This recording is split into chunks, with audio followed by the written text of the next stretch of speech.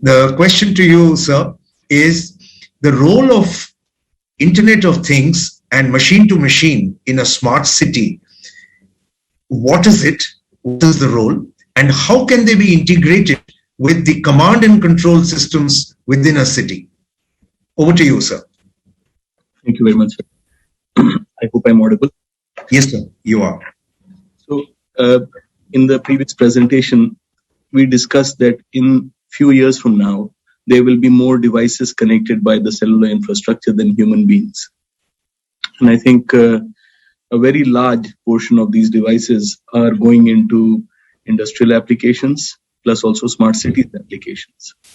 So Internet of Things is that very large phenomenon that requires, in my mind, a very large and intense engagement with smart city practitioners to say that it's almost like a world, Mr. Bhattacharya, in which unless there is a very deep and comprehensive orientation, people are right now brushing it aside, saying it is too large. The only thing that you really hear is that it's into trillions, that it will be very large. But you don't see things that are practically required to be achieved.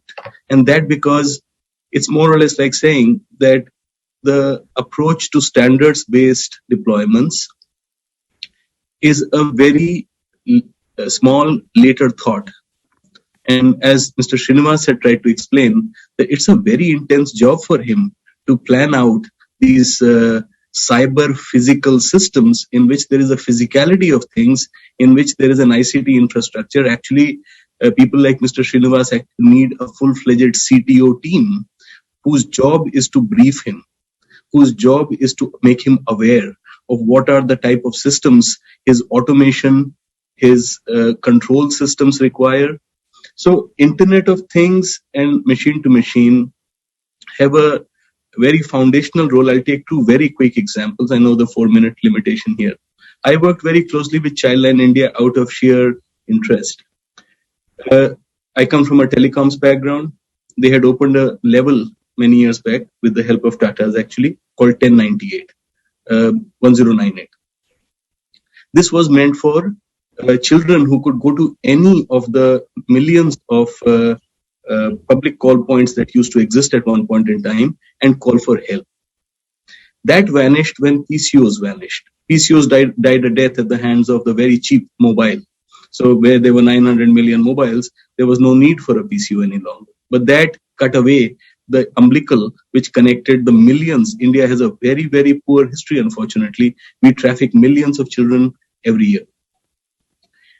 IoT enablement with cameras, the Wi-Fi that we are setting up with railway stations, these are amongst the first things that should go into public service, into humanity, into service for humanity.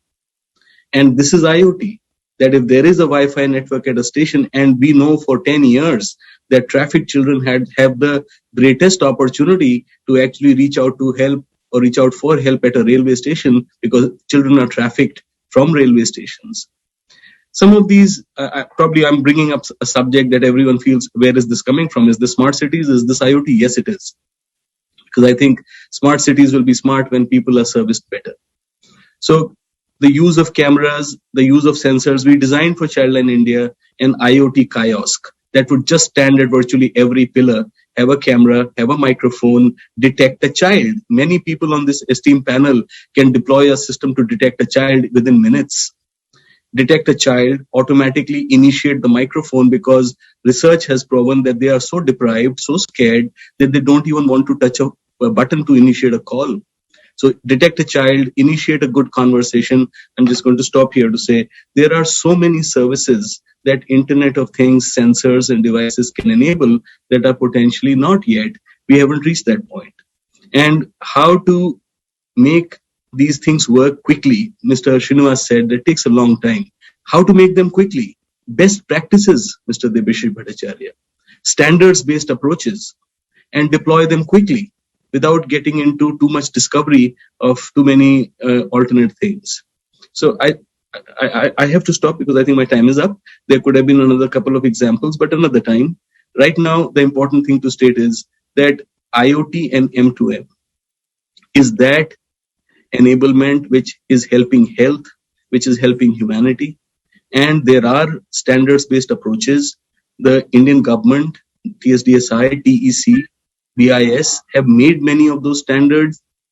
Efficiency and agility in deploying these comes from standardization, and that is what must be adopted so as to make it easy for people to deploy and make it interoperable, make it sustainable, make it secure.